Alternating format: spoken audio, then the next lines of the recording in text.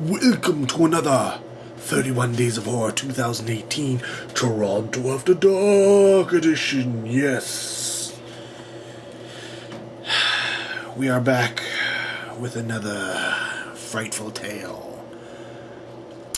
This one, oddly enough, has to do with a break-in.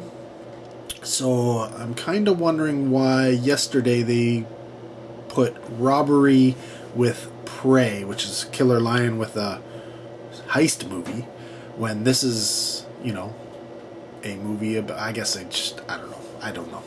But this is crime. They had a crime movie before. This is, I don't know. They had a foreign film before robbery. This is a foreign film. I don't know. Either way, that's beside the point.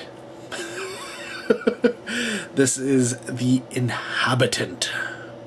Yes, a possession film from Mexico and Chile. Yes, it is a Mexican-Chile co-production, which means it is in Spanish with subtitles. So I know that's... some of you have already left the room. I just said that evil S-word, subtitles. But that being said, this may be one of the best, or the best, possession films since The Exorcist. Yes, I am saying this. There have been many possession films since. Some of them are, a lot of decent ones, but I'm not sure any quite achieved the, I guess I'd say, the Catholic religion aspects of possession quite as well since. They always tend to be a little gimmicky, or some special effects, or don't even go that Catholic route, or maybe it's an offshoot, a side thing. But yes, this is The Inhabitant. It's about an hour and a half long. It's about essentially three sisters needing money who break into this rich family's house. But they end up finding something very disturbing in the basement. Yes, they end up finding a young girl, sickly looking girl, who they, bring up. She's locked in the basement, essentially. Then they bring her up, and obviously they think she's just sick and that these parents have been torturing her, essentially. But in reality, it's essentially the concept behind the film is she is possessed, and a priest is going to come and do an exorcism on her and all that good stuff, just like in The Exorcist. So there's a good reason why this is kind of related to The Exorcist. I mean, obviously the break-in, not in The Exorcist, but the whole idea of a priest exorcising a young girl, essentially the plot of The Exorcist, right? So spooky things happen. This is probably, maybe so far, well, at least so far, probably the scariest film of this 2008 film festival that is Toronto After Dark. This film is directed by Guillermo Amoado, who I didn't really know him, honestly. He directed Retorno and The Stranger before this.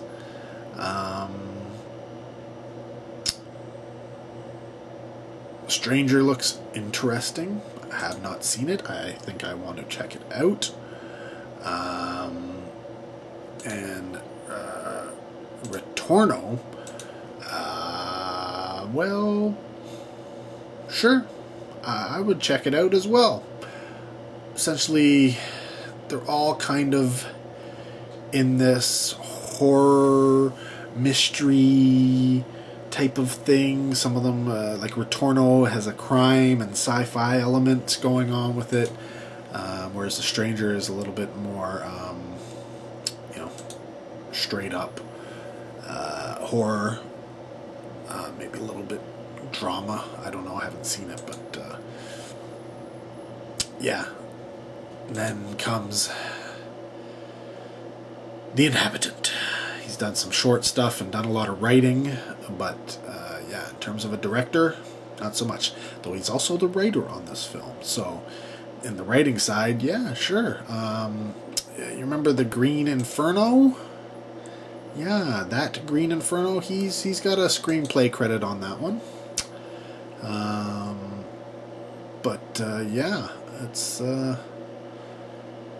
interesting. I like it when we get some newish directors out who show a lot of promise. And you know what? No huge budget here, but you don't get this sense of this being a real low, cheap film. No, this film comes across as, I mean, maybe partially because it is foreign film, I don't know, but it comes across really well. It plays off really well. Like I said, it's got some spooky moments. It's not the scariest film out there, don't get me wrong. I'm not going to chalk it up with some of the other, high-level scares. No, it's just, it's hard to find a good spooky film sometimes, and this does have its moments. Overall, I wouldn't say it is the. I wouldn't say it's, if you're looking for something scary, I wouldn't say go out and see this. No, that's not what we're talking here. But at the same time, it's I don't know. It still has its moments, right? It's there's some good tension. We'll say the good tension and suspense in this film, for sure.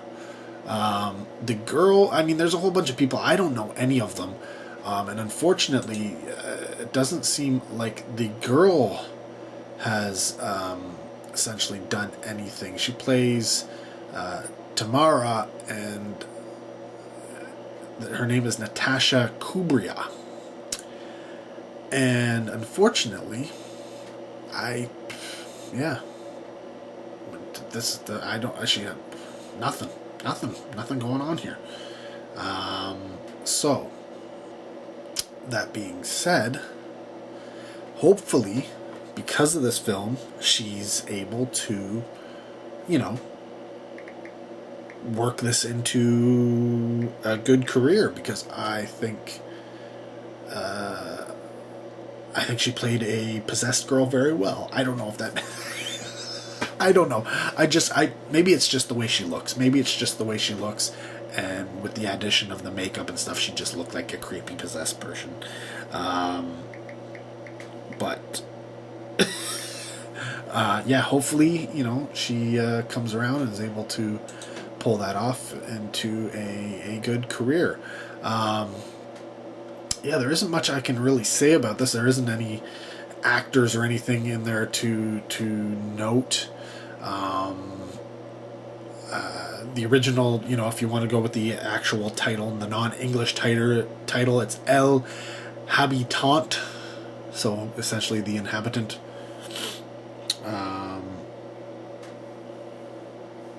But yeah, I don't know. It had a realness to it. It had this. I don't know, like, it wasn't like flashy. It wasn't glossy. It wasn't Hollywood feeling, essentially. I guess that's what I'm trying to say. It didn't feel like it was from Hollywood, which to some people may be a bad thing. To others, it may be a good thing. But yeah, I mean, if I had to rate it out of 5, I'd say probably a 2.5 out of 5. It's almost scratching 3, but it's not quite there. There are some things I wish it had been scarier. Let's just say I wish it had been scarier, because I do know the guys were playing this up as being the scariest film of the, festival. Up until this point, it kind of is, but that doesn't mean much. Probably means the rest of the festival not so scary.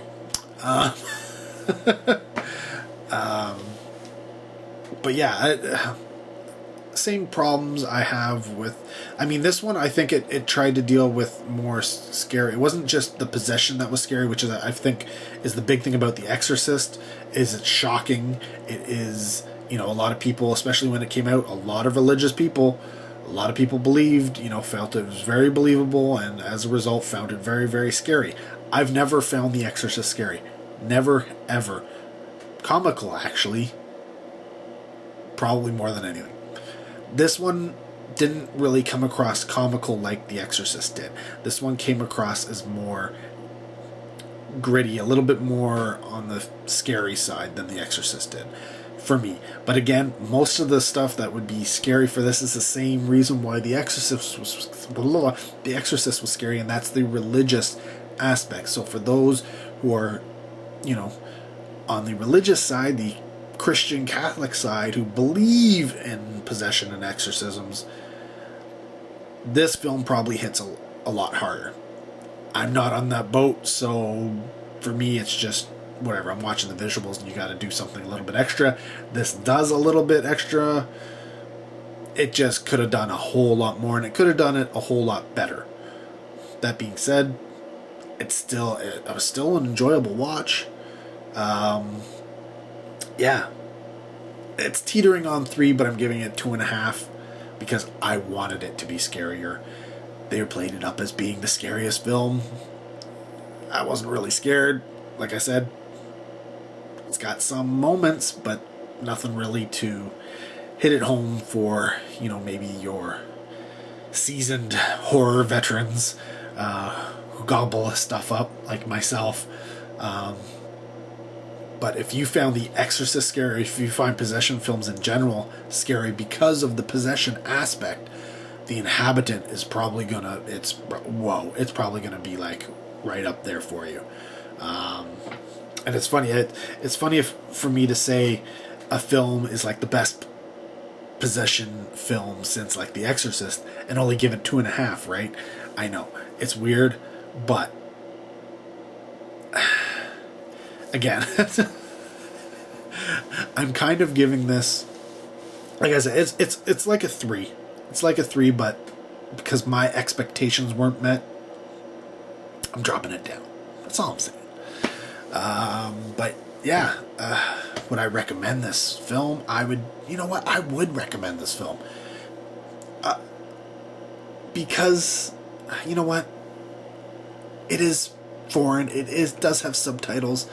It is about, possessions and religion. So a lot of that stuff is going against it for a lot of people. But if you can get over those aspects and just give it a watch, I think it's a hell of a lot better than a lot of the stuff that gets put out these days. And you know what? Support, man. Give it up for Mexico and Chile. Give it up for Guillermo Amuedo. Yeah, we need to prop up these guys and have them doing more, because who knows, the next one that they do may be the best film of the year. Or it might not be. But we don't know until, we prop them up and get them out there and say, you know what, I saw this film and it was decent. I enjoyed it. Make some more. So yeah, I'm giving this a recommend because there is a lot of good with it. Very, very good looking. Story was decent. Again, it's very much like The Exorcist, but different enough to not be The Exorcist. It is a possession film, so it's how different can you be? But at the same time, it is different. Like there is aspects that are just different. And yeah, I did enjoy it. I just wasn't scared from it being the way I had hoped. Right? Does that make sense?